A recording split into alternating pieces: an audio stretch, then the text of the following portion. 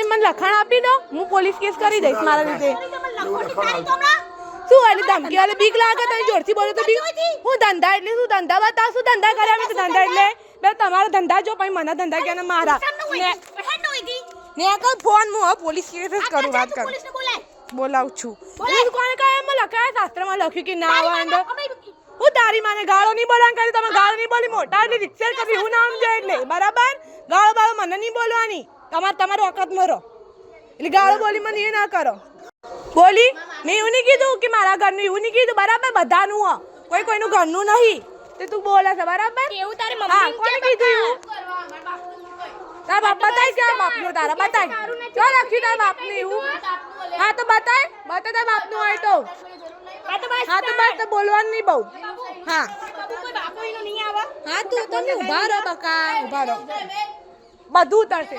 તું લેવા તને બીક લાગા તને? તારા બાપનું ના તો બીક લાગા? બસ તાર બસ તારા બાપનું ના તો બીક નહીં લાગતી. બસ તમારે બતાવી દો.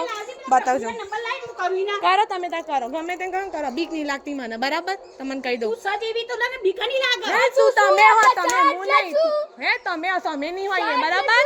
હા બંધ થઈ જા ને. પાછા નહીં હડાળા.